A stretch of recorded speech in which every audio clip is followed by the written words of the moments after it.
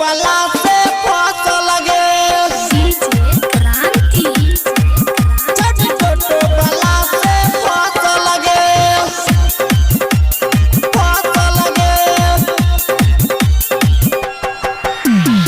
चेहरा पे लाइट मारे छोटाइट चेहरा पे लाइट मारे छोटाइट जवानी पोड़े पोड़े फसल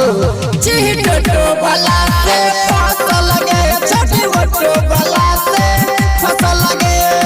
चेहरा पे लाइट मारे छोटाइट चेहरा पे लाइट मारे छोटाइट जवानी पोड़े पोड़े फसल छोटो बला से फसल लगे छोटी छोटो बला से फसल लगे छोटो बला से फसल लगे छोटी छोटो बला से फसल लगे नादिका फिल्म्स रिकॉर्डिंग स्टूडियो बदला रोड लगमा छोटी छोटो बला से फसल लगे हाँ मजा पिया के मजा हमारा लगो गाँव के डराई पर खलासी गे गाँव के डराई पर खलासी छौरी मजा पिया के मजा हमारा लगो गाँव के डराई पर खलासी गे टाइट जो बन बम बम करई छौ विजय बन के पासी गे लेके कोरा थोड़ा थोड़ा लेके कोरा थोड़ा थोड़ा सही नजरिया में बसल छोटो बला से फसल लगे छोटी छोटो बला से फसल लगे छोटी छोटो बला से फसल लगे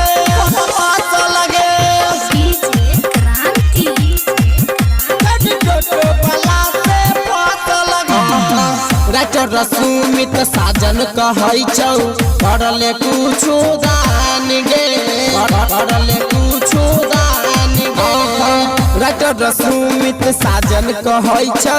करले कुछो दान गे बेटा जवानी सब झड़ जैतौ बेकार होतौ समान गे आदित्य बिहारी अजित तोरा किशन बिहारी अजित तोरा रहबे दिल में धसल छोटो बला से फसल लगे छोटी छोटो बला से फसल लगे